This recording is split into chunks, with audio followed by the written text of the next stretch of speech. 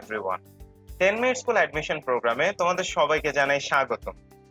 Management first পেপারের নতুন একটি অধ্যায় নিয়ে চলে এলাম আমি, অনিক হাসান। এবং আজকে আমরা ব্যবস্থাপনা প্রথম পত্রের খুবই গুরুত্বপূর্ণ একটি অধ্যায় সম্পর্কে জানব। আজকে আমরা যে অধ্যায়টি সম্পর্কে জানব সেই অধ্যায়টির নাম হচ্ছে যৌথ মূলধনী ব্যবসায়। ব্যবস্থাপনা প্রথম পত্রের পঞ্চম অধ্যায় হচ্ছে যৌথ মূলধনী ব্যবসায়।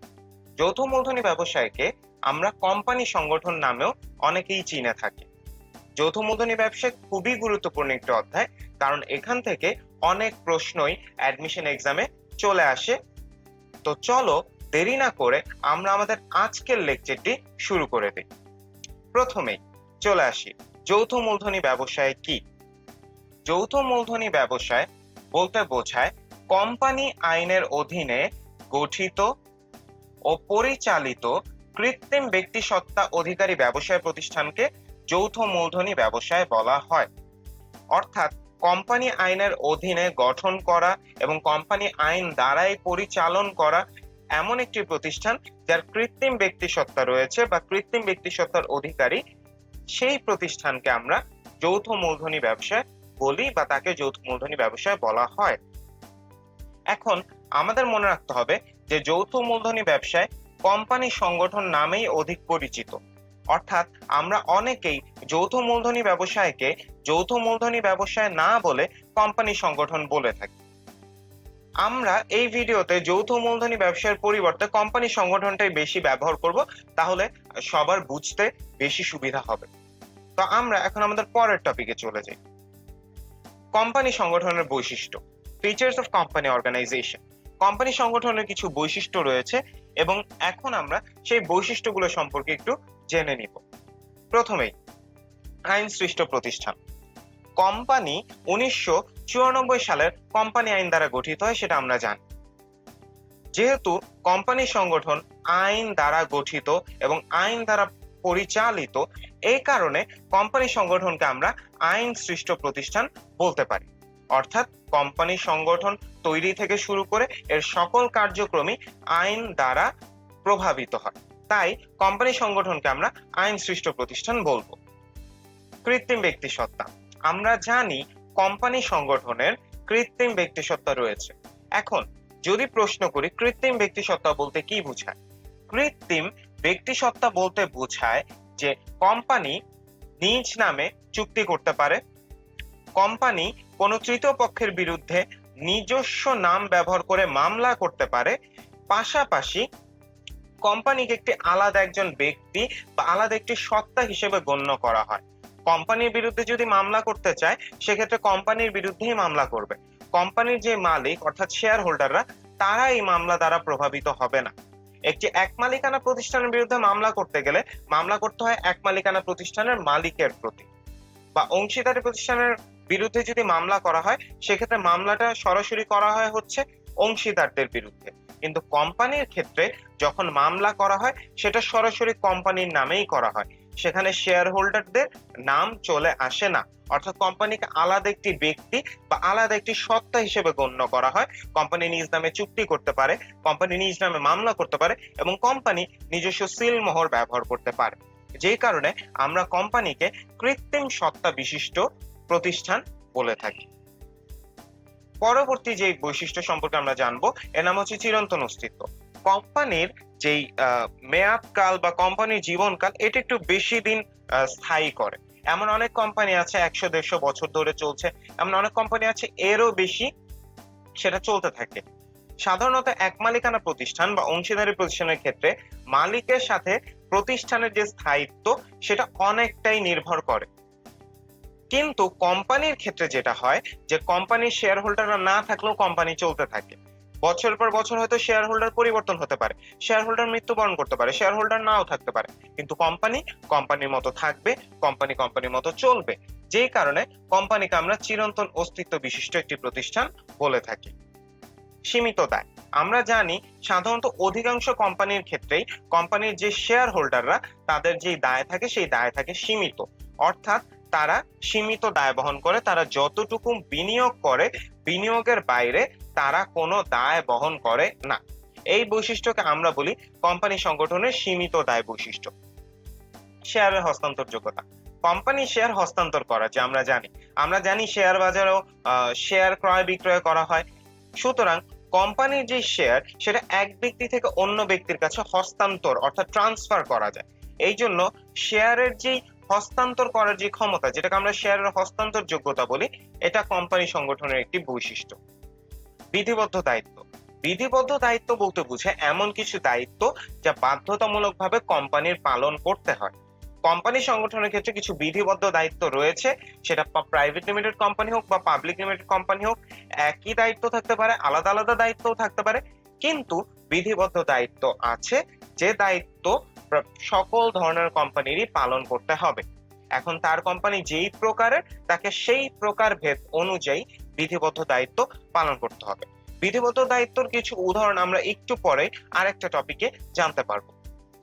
সিলমোহর ব্যবহার, আমরা নিজেদের নাম পরিচয় বোঝানোর জন্য যেরকম সিগনেচার ব্যবহার করি, কোম্পানি সেরকম সিলমোহর ব্যবহার করে। সিলমোহর হচ্ছে এমন একটি প্রতীক বা এমন কোনো কিছু যে একটা কোম্পানির নিজস্বতা প্রকাশ করে, অর্থাৎ এই সিলমোহর দ্বারা শুধুমাত্র ওই উক্ত কোম্পানিকেই বোঝায়। কোম্পানি প্রতিষ্ঠান সিলমোহর ব্যবহার করতে পারে, তাই সিলমোহর ব্যবহার কোম্পানি সংগঠনের একটি বৈশিষ্ট্য। জটিল গঠন প্রণালী, আমরা জানি এক মালিকানা প্রতিষ্ঠান গঠন করা একটু সহজ ছিল। আমরা পড়েছিলাম যে এক মালিকানার একটি বৈশিষ্ট্য হচ্ছে সহজ গঠন, কিন্তু কোম্পানি সংগঠনের গঠন প্রণালী এতটা সহজ না। কোম্পানি সংগঠন গঠন করার যে প্রণালী, এটা বেশ জটিল। কোম্পানি সংগঠনের একটি বৈশিষ্ট্য হচ্ছে যে কোম্পানি সংগঠন যখন আমরা গঠন করি, সেই ক্ষেত্রে কোম্পানি সংগঠন গঠন করার ক্ষেত্রে বেশ কিছু জটিলতা সম্মুখীন হতে হয়। এই জন্য কোম্পানি সংগঠনের একটি বৈশিষ্ট্য হচ্ছে জটিল গঠন প্রণালী, কারণ কোম্পানি গঠন করা অতটা সহজ না যতটা অন্যান্য কিছু প্রতিষ্ঠান সহজেই গঠন করা যায়। বৃহদায়তন প্রতিষ্ঠান, কোম্পানি একটি বৃহদায়তন প্রতিষ্ঠান। কোম্পানি সংগঠন সাধারণত ক্ষুদ্রাকৃতির হয়ে থাকে না, কোম্পানি সংগঠন বৃহদায়তন বা বৃহদাকৃতিরই হয়ে থাকে। মূলধনের পর্যাপ্ততা, যেহেতু কোম্পানি সংগঠনের ক্ষেত্রে শেয়ার মূলধন ছোট ছোট অংশে ভাগ করে একটা হিউজ অ্যামাউন্ট অফ পিপল, অর্থাৎ অনেক মানুষের থেকে মূলধন সংগ্রহ করা হয়, তাই কোম্পানি সংগঠনে পর্যাপ্ত পরিমাণে মূলধন থাকে। যে কারণে আমরা এই মূলধনের পর্যাপ্ততাকে কোম্পানি সংগঠনের একটি বৈশিষ্ট্য হিসেবে ধরে নিই। স্বতন্ত্র ব্যবস্থাপনা, স্বতন্ত্র ব্যবস্থাপনা বলতে বোঝায় আমরা যদি এক মালিকানা অথবা অংশীদারি প্রতিষ্ঠানের কথা চিন্তা করতে যাই, সেখানে মালিক যে সেই ব্যবস্থাপনাতে নিয়োজিত থাকে অধিকাংশ ক্ষেত্রে। এক মালিকানার ক্ষেত্রে হোক, অংশীদারি ব্যবসার ক্ষেত্রে হোক, মালিক সরাসরি ব্যবস্থাপনায় থাকে। কোম্পানি সংগঠনের ব্যবস্থাপনাটা হচ্ছে স্বতন্ত্র, অর্থাৎ স্বতন্ত্র বলতে বোঝায় কোম্পানি সংগঠনের ক্ষেত্রে মালিকানা এবং ব্যবস্থাপনা আলাদা, কারণ কোম্পানিতে মালিক হচ্ছে শেয়ার হোল্ডাররা, কিন্তু কোম্পানি গঠন কোম্পানির ব্যবস্থাপনার দায়িত্বে থাকে ব্যবস্থাপনা কমিটি এবং পরিচালনা পর্ষদ, অর্থাৎ কোম্পানির মালিক এবং কোম্পানির যে ব্যবস্থাপনা, এই দুইটা সম্পূর্ণ আলাদা। যে কারণে কোম্পানি সংগঠনের একটি বৈশিষ্ট্য হচ্ছে স্বতন্ত্র ব্যবস্থাপনা। স্বতন্ত্র ব্যবস্থাপনা বলতে বোঝায় এমন একটি সিস্টেম যেখানে মালিকানা এবং ব্যবস্থাপনা আলাদা আলাদা ব্যক্তির অধীনে থাকে। পরবর্তী এবং আমাদের শেষ বৈশিষ্ট্য, সেটি হচ্ছে গণতান্ত্রিক ব্যবস্থাপনা। কোম্পানির ক্ষেত্রে পরিচালনা পর্ষদ যে নির্বাচন করা হয়, তা নির্বাচন করা হয় ভোটের মাধ্যমে। সকল শেয়ার হোল্ডাররা ভোট দিয়ে তাদের প্রতিনিধি নির্বাচন করে এবং উক্ত প্রতিনিধি তাদের প্রতিনিধি হয়েই কোম্পানি পরিচালনা করে, কোম্পানির সকল সিদ্ধান্ত নেয় এবং কোম্পানির বিভিন্ন দিক বা বিভিন্ন সবকিছুর দিকে তারা মনিটর করে, তারা খেয়াল রাখে। সুতরাং কোম্পানির ক্ষেত্রে যে কোম্পানির যে ব্যবস্থাপনা, সেটি একটি গণতান্ত্রিক পদ্ধতিতে হয়ে আসে ভোটের মাধ্যমে। তাই গণতান্ত্রিক ব্যবস্থাপনা কোম্পানি সংগঠনের একটি বৈশিষ্ট্য। এবার চলে আসি মনে রাখতে হবে পার্ট। এই পার্টে আমরা যা যা জানবো তা আমাদের অবশ্যই মনে রাখতে হবে। তো চলো দেখে নিই কি কি মনে রাখতে হবে। প্রথমেই বাংলাদেশে 1994 সালের কোম্পানি আইন বিদ্যমান। যদিও তোমাদের অনেকে এটা অলরেডি জানো, কিন্তু এরপরও এটা মনে রাখা বা বলে রাখা ভালো যে বাংলাদেশে 1994 সালের কোম্পানি আইন বিদ্যমান। কোম্পানির ক্ষেত্রে দ্বৈত কর নীতি অনুসরণ করা হয়। অনেক প্রতিষ্ঠান আছে যারা কর দেয় একবার, কিন্তু কোম্পানির ক্ষেত্রে কর দিতে হয় দুইবার। কোম্পানি একবার মোট তারা যে মোট মুনাফা করছে তার উপর একবার কর দেয়, আর কোম্পানির যে শেয়ার হোল্ডাররা তাদের লভ্যাংশের উপর একবার কর দেয়। অর্থাৎ কোম্পানি দুইবার কর দেয়, যেটাকে আমরা বলি দ্বৈত কর নীতি। কোম্পানির ক্ষেত্রে দ্বৈত কর নীতি বা দুইবার কর দেওয়ার নীতি অনুসরণ করা হয়। এবার আমাদের পরবর্তী টপিক, কোম্পানি সংগঠনের সুবিধা, advantages of company organisation. Company সংগঠনের বেশ কিছু সুবিধা রয়েছে, এখন আমরা সেই সুবিধাগুলো সম্পর্কে একটু জানব। প্রথমেই চলে আসি মূলধনের পর্যাপ্ততা। এখানে যেহেতু চাইলেই অনেক শেয়ার হোল্ডার নেওয়া যায় এবং অনেক শেয়ার হোল্ডার থাকে, তাদের থেকে অর্থ সংগ্রহ করা হয়। তো কোম্পানি সংগঠনের একটা বড় প্লাস পয়েন্ট বা একটা বড় অ্যাডভান্টেজ হচ্ছে যে তাদের মূলধনের পর্যাপ্ততা থাকে, অর্থাৎ পর্যাপ্ত পরিমাণে মূলধন তারা সংগ্রহ করতে পারে এবং মূলধনের ক্ষেত্রে তারা কোনো ঘাটতির সম্মুখীন হয় না। স্বাধীন সত্তা, আমরা জানি কোম্পানির স্বাধীন সত্তা রয়েছে, অর্থাৎ কোম্পানিকে আলাদা একটি বা পৃথক একটি সত্তা হিসেবে গণ্য করা হয়। কোম্পানি ইন্ডিভিজুয়ালি কোম্পানি নিজের নামে সিদ্ধান্ত নিতে পারে, কোম্পানি নিজের নামে চুক্তি করতে পারে, কোম্পানি সরাসরি অন্য কোনো প্রতিষ্ঠান বা তৃতীয় পক্ষের বিরুদ্ধে মামলাও করতে পারে। স্বাধীন সত্তা কোম্পানি সংগঠনের একটি সুবিধা।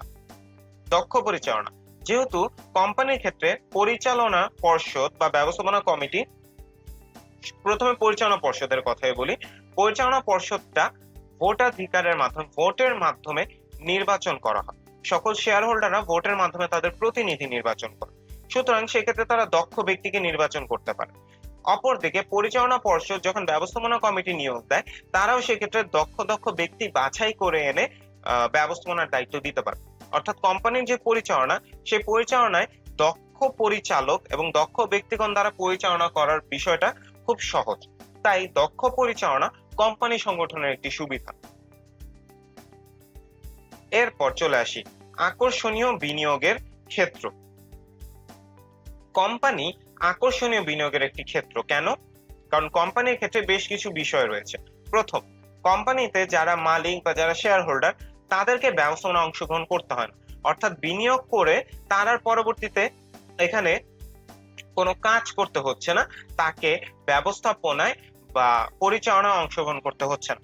সেকেন্ড, যেটা, কোম্পানির দায় হচ্ছে সীমিত, অর্থাৎ কোম্পানিতে যখন একজন ব্যক্তি বিনিয়োগ করবে, সে তার বিনিয়োগকৃত অর্থের বাইরে বা তার বিনিয়োগকৃত মূল্যের বাইরে সে দায় বহন করবে না। অর্থাৎ কোম্পানি সংগঠনের ক্ষেত্রে তার পরিচালনা বা ব্যবস্থাপনায় অংশগ্রহণ করতে হচ্ছে না, আবার তার সীমিত দায় বহন করার সুযোগ রয়েছে। তাই কোম্পানি একটি বিনিয়োগের আকর্ষণীয় ক্ষেত্র। তাই অনেকেই চায় কোম্পানিতে বিনিয়োগ করতে, বেশি বেশি কোম্পানিতে বিনিয়োগ করতে মানুষ আগ্রহী হয়। চিরন্তন অস্তিত্ব, আমরা জানি যে কোম্পানির অস্তিত্ব কোম্পানির মালিকের সাথে বা কোম্পানির পরিচালনার সাথে রিলেটেড না। অর্থাৎ কোম্পানির মালিক বা শেয়ার হোল্ডারদের মধ্যে কেউ মৃত্যুবরণ করলে, কেউ পাগল হয়ে গেলে, কেউ দেউলিয়া হয়ে গেলে, কেউ যদি শেয়ার মালিক নাও থাকতে চায়, কোম্পানিতে তার কোনো প্রভাব পড়বে না। কোম্পানি কোম্পানির মতো চলতে থাকবে, কোম্পানির মতো চলতে থাকবে, কোম্পানি সকল কার্যক্রম চলতে থাকবে, শেয়ার হোল্ডার আসবে যাবে, পরিচালনা পর্ষদ আসবে যাবে, ব্যবস্থাপনা কমিটি আসবে যাবে, কোম্পানি কোম্পানির মতোই থাকবে। এই জন্যই কোম্পানি সহজে বিলোপ সাধন ঘটে না, এবং আমরা আশেপাশে এমন অনেক কোম্পানি দেখবো যা 50, 100, 150, 200 বছর ধরেও চলছে, এমন কোম্পানিও আছে। তাই কোম্পানি সংগঠনের একটি সুবিধা হচ্ছে যে কোম্পানি একটি চিরন্তন অস্তিত্ব বিশিষ্ট প্রতিষ্ঠান। সীমিত দায়, একটু আগে বললাম যে কোম্পানি কেন আকর্ষণীয় বিনিয়োগের ক্ষেত্র, কারণ কোম্পানির ক্ষেত্রে দায় হচ্ছে সীমিত। একজন বিনিয়োগকারী যতটুকু পরিমাণ অর্থ বিনিয়োগ করছে তার বাইরে সচরাচর সে দায় বহন করে না। তাই সীমিত দায় কোম্পানি সংগঠনের একটি সুবিধা। শেয়ারের হস্তান্তরযোগ্যতা, কোম্পানির শেয়ার খুব সহজে হস্তান্তর করা যায়। আমরা যেমন জানি যে অংশীদারি প্রতিষ্ঠানে মালিকানা হস্তান্তর করা অতটা সহজ না, কিছু কিছু ক্ষেত্রে করাও যায় না, কিন্তু কোম্পানি সংগঠনের ক্ষেত্রে শেয়ার হস্তান্তর করা খুবই সহজ। কেউ যদি চায় সে তার কাছে থাকা শেয়ারগুলো বিক্রি করে দিতে পারে। তাই কোম্পানি সংগঠনের ক্ষেত্রে শেয়ারের হস্তান্তর যোগ্যতা, অর্থাৎ সহজে শেয়ার হস্তান্তর করে দেওয়ার যে সুবিধা, এটি কোম্পানি সংগঠনের একটি সুবিধা হিসেবে গণ্য করা হয়।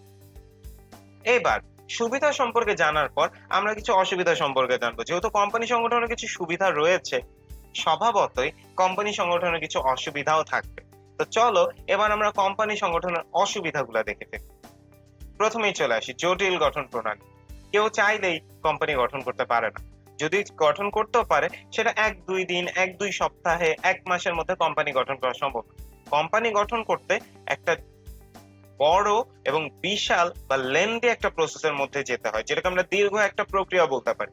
এই দীর্ঘ প্রক্রিয়ার মধ্যে অনেকগুলো কাজ করতে হয়, অনেক ডকুমেন্টস কালেক্ট করতে হয়, অনেক দলিলপত্র প্রস্তুত করতে হয়, নিবন্ধন নিতে হয়, অনেক রকমের কার্যক্রম রয়েছে যা কোম্পানির গঠন প্রণালীকে বেশ জটিল করে তোলে। অর্থাৎ কোম্পানি চাইলেই সহজে গঠন করা যায় না। তাই জটিল গঠন প্রণালী কোম্পানি সংগঠনের একটি অসুবিধা। অধিক পরিচালন ব্যয়। কোম্পানি পরিচালনা করতে একটা বড় রকমের ব্যয় থাকে। যেহেতু কোম্পানি বৃহৎ আয়তনের হয়ে থাকে, কোম্পানির পরিচালনা পর্ষদ থাকে, ব্যবস্থাপনা কমিটি থাকে, কর্মকর্তা থাকে, কর্মচারী থাকে, শ্রমিক থাকে, বিভিন্ন ধরনের অপারেশন কস্ট থাকে, অনেক ধরনের ব্যয় থাকে একটি কোম্পানি পরিচালনা করতে। তাই অধিক পরিচালন ব্যয় কোম্পানি সংগঠনের একটি অসুবিধা হিসেবে গণ্য করা হয়। স্বজনপ্রীতি। কোম্পানিতে এটা আমরা জানি যে যারা পরিচালক তাদেরকে তো শেয়ার হোল্ডাররা ভোটের মাধ্যমেই নির্ধারণ করছে। তারা তাদের প্রতিনিধি ভোটের মাধ্যমে নির্ধারণ করে দিচ্ছে। কিন্তু অনেক ক্ষেত্রে এই নির্ধারিত জনপ্রতিনিধিরা শেয়ার হোল্ডারদের মন মতো হয় না।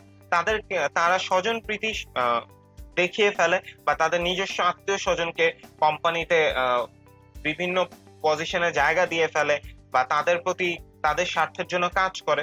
এরকম কিছু সমস্যা কিছু কিছু কোম্পানিতে হয়ে থাকে।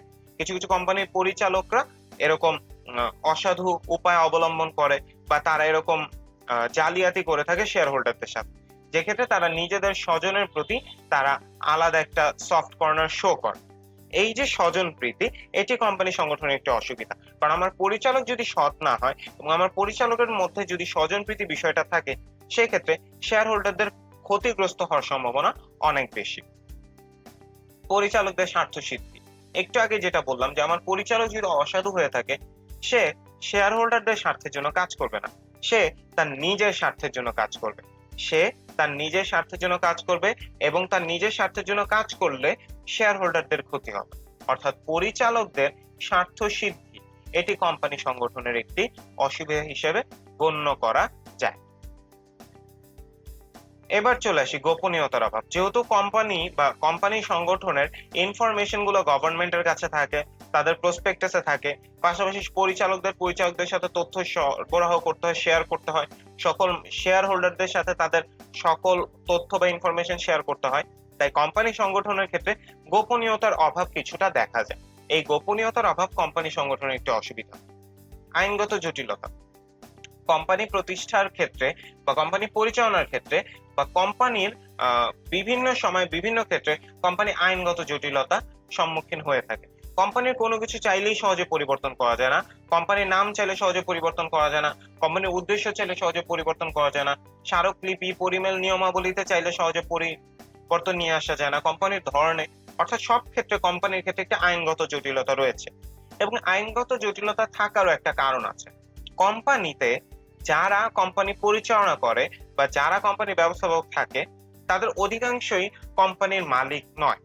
তাদের কোম্পানির থেকে নিজেদের স্বার্থের দিকে তাদের নজর বা তাদের যেই ইম্পর্টেন্স বা তাদের যে ফোকাস, সেদিকে চলে যাওয়ার সম্ভাবনা অনেক বেশি থাকে। তাই কোম্পানির ক্ষেত্রে একটু আইনগত জটিলতা বেশি, যাতে যাদের অর্থে কোম্পানি চলছে অর্থাৎ শেয়ার হোল্ডার, তারা যেন কোনো ক্ষতির সম্মুখীন না হয়। তাই কোম্পানি সংগঠনের আইনগত জটিলতা একটু বেশি। শেয়ার মালিকদের উপেক্ষা। অনেক ক্ষেত্রে পরিচালকরা যদি অসাধু হয় বা ব্যবস্থাপকরা যদি অসাধু হয়, কর্মকর্তারা যদি অসাধু হয়, তারা শেয়ার মালিকদের বা তাদের স্বার্থ, শেয়ার মালিকদের স্বার্থ উপেক্ষা করতে পারে। তারা নিজেদের চিন্তা করতে পারে, তারা নিজেদের জন্য কাজ করতে পারে এবং এর ফলে ক্ষতিগ্রস্ত হয় শেয়ার মালিকরা। তাই শেয়ার মালিকদের উপেক্ষা করার যে বিষয়টা, এটাও কোম্পানি সংগঠনের একটি অসুবিধা। প্রতারণার সুযোগ। যেহেতু কোম্পানি সংগঠনের স্বতন্ত্র ব্যবস্থাপনা অর্থাৎ মালিকানা এবং ব্যবস্থাপনা পৃথক, তাই এখানে প্রতারণার একটা সুযোগ রয়েছে এবং অনেক ক্ষেত্রে এই প্রতারণার সুযোগই অনেক অসাধু পরিচালক নিয়ে থাকে। তাই প্রতারণার সুযোগ, এটি কোম্পানি সংগঠনের একটি অসুবিধা। আমলাতান্ত্রিকতা।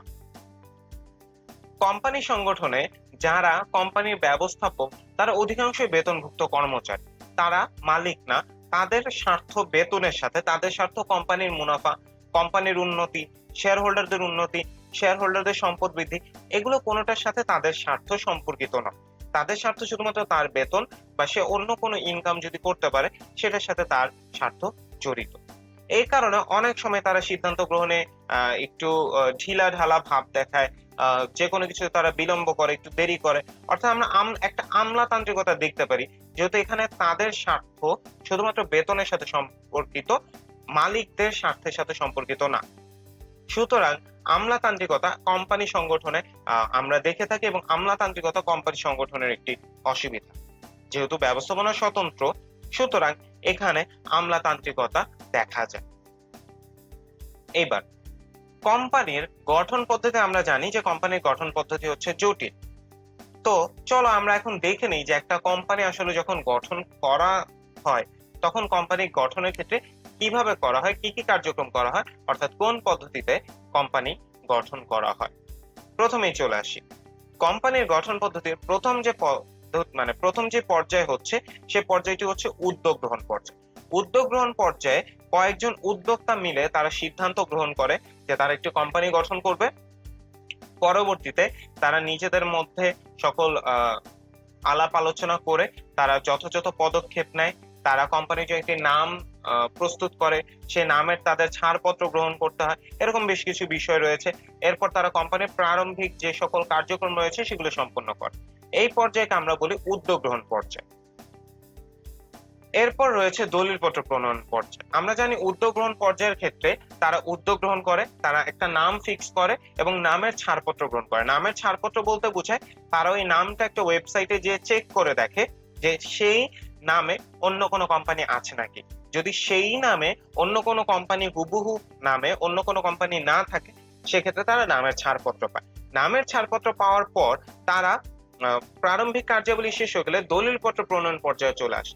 এই পর্যায়ে তারা কোম্পানির গুরুত্বপূর্ণ যে সকল দলিল রয়েছে, অর্থাৎ স্মারকলিপি, পরিমেল নিয়মাবলী এবং অন্যান্য যে সকল দলিলপত্র রয়েছে, তারা সেই সকল দলিলপত্র এই সময় এসে তৈরি বা প্রস্তুত করে ফেলে। দলিলপত্র প্রস্তুত করার এই পর্যায়টাকে আমরা দলিলপত্র প্রণয়ন পর্যায়ে বলি। দলিলপত্র যখন তৈরি হয়ে যায়, সে সকল দলিলপত্র এবং বাকি যা যা প্রয়োজন সব তারা নিবন্ধকের কাছে নিবন্ধন অফিসে জমা দেয়। নিবন্ধন অফিসে নিবন্ধকের কাছে জমা দেওয়ার পর নিবন্ধক সব তথ্য সবকিছু যাচাই বাছাই করে দেখে, এবং তার যদি মনে হয় যে না, সকল তথ্য, সকল নথিপত্র, সকল দলিল সবকিছু ঠিক আছে, সেক্ষেত্রে নিবন্ধক কোম্পানিকে নিবন্ধন দিয়ে থাকে। এই পর্যায়কে আমরা নিবন্ধন পত্র সংগ্রহ পর্যায়ে বলি। এখন আমাদের মনে রাখতে হবে, নিবন্ধন পত্র সংগ্রহ পর্যায়ে, এই পর্যায়ে এসে প্রাইভেট লিমিটেড কোম্পানি তার কাজ শুরু করে দিতে পারে। অর্থাৎ প্রাইভেট লিমিটেড কোম্পানি এই পর্যায়ে এসে তার প্রতিষ্ঠানের কার্যক্রম শুরু করে দিতে পারে। কিন্তু পাবলিক লিমিটেড কোম্পানির জন্য নিবন্ধন পত্র সংগ্রহ পর্যায়ের পরেও আরো একটি পর্যায় রয়েছে, যে পর্যায়কে আমরা বলি কার্যারম্ভের অনুমতিপত্র পর্যায়। কার্যারম্ভের অনুমতিপত্রকে ইংরেজিতে বলা হয় সার্টিফিকেট অফ কমেন্সমেন্ট। কার্যারম্ভের অনুমতিপত্র হচ্ছে এমন একটি পত্র যা না পাওয়া পর্যন্ত কোনো পাবলিক লিমিটেড কোম্পানি তাদের কার্যক্রম শুরু করতে পারে না। অর্থাৎ তৃতীয় যে পর্যায়, এই পর্যায়ে আসতে একটা প্রাইভেট লিমিটেড কোম্পানি তার কার্যক্রম শুরু করে দিতে পারে, কিন্তু পাবলিক লিমিটেড কোম্পানির নিবন্ধন পত্র পাওয়ার পরেও তাদের কার্যারম্ভের অনুমতিপত্র সংগ্রহ করতে হয়, এবং কার্যারম্ভের অনুমতিপত্র পাওয়ার পরেই একটি পাবলিক লিমিটেড কোম্পানি তার কার্যক্রম শুরু করতে পারে। তো আশা করি তোমাদের সবাই মনে থাকবে যে কোম্পানি গঠন পদ্ধতিতে তিনটা গঠন পদ্ধতি, প্রাইভেট এবং পাবলিক লিমিটেড কোম্পানি, অর্থাৎ এই 1, 2 এবং 3, এই তিনটি পর্যায়ে প্রাইভেট এবং পাবলিক লিমিটেড কোম্পানি, দুই ধরনের কোম্পানির এই তিনটি পর্যায় পালন করতে হবে, এই তিনটি পর্যায়ের মধ্যে দিয়ে যেতে হয়। কিন্তু চতুর্থ যে পর্যায়, অর্থাৎ কার্যারম্ভের অনুমতিপত্র সংগ্রহ পর্যায়, এই পর্যায়টা শুধুমাত্র পাবলিক লিমিটেড কোম্পানির ক্ষেত্রে প্রযোজ্য। প্রাইভেট লিমিটেড কোম্পানি নিবন্ধন পত্র পাওয়ার পরপরই সে তার কাজ শুরু করতে পারে, কিন্তু পাবলিক লিমিটেড কোম্পানি নিবন্ধন পত্র পাওয়ার পরেও কার্যারম্ভের অনুমতিপত্র পাওয়া পর্যন্ত অপেক্ষা করতে হয় কার্যক্রম শুরু করার জন্য। এখন আমরা একটু আগে যে সম্পর্কে পড়লাম তারই আরেকটু ব্যাখ্যায় আমরা এখন যাব। যেমন উদ্যোগ গ্রহণ পর্যায়, কোম্পানি গঠনের প্রাথমিক প্রস্তুতি সম্পন্ন করার পর্যায়কে উদ্যোগ গ্রহণ পর্যায়ে বলে। উদ্যোগ গ্রহণ পর্যায়ে যে সকল কাজ সম্পন্ন করা হয়, যেমন ক্ষেত্র চিহ্নিতকরণ করা হয়, যে কোন ক্ষেত্রে তারা ব্যবসা বাণিজ্য করবে, সম্ভাব্যতা যাচাই, যে ক্ষেত্রে তারা ব্যবসায় করবে সেই ক্ষেত্রটি বা সেই পণ্যের ব্যবসায় কতটুকু সম্ভাব্যতা রয়েছে, অর্থাৎ ব্যবসায় লাভ হওয়ার বা ব্যবসায়টি বড় হওয়ার কতটুকু সম্ভাবনা রয়েছে, এই সম্ভাবনা যাচাই করাকে আমরা সম্ভাব্যতা যাচাই বলি। এরপর সেক্ষেত্রে প্রকল্পের অনুমোদন নিতে হয়, একটি নাম নির্বাচন করতে হয় এবং নিবন্ধন অফিস থেকে নামের ছাড়পত্র গ্রহণ করতে হয়। অর্থাৎ একটা ওয়েবসাইট আছে, সেই ওয়েবসাইটে যে নামটা দিলে তারা দেখতে পারবে যে এই নামে অন্য কোনো প্রতিষ্ঠান আছে নাকি। যদি থাকে তারা সেই নামের ছাড়পত্র পাবে না। যদি ওই নামে অন্য কোনো কোম্পানি প্রতিষ্ঠান না থাকে সেক্ষেত্রে তারা নামের ছাড়পত্র পেয়ে যাবে। আমাদের মনে রাখতে হবে কোম্পানি গঠনের জন্য যারা প্রাথমিক পর্যায়ে পরিকল্পনা প্রণয়ন ও উদ্যোগ গ্রহণ করে তাদেরকে প্রবর্তক বলা হয়। প্রবর্তকদেরকে ইংরেজিতে বলা হয় প্রমোটার।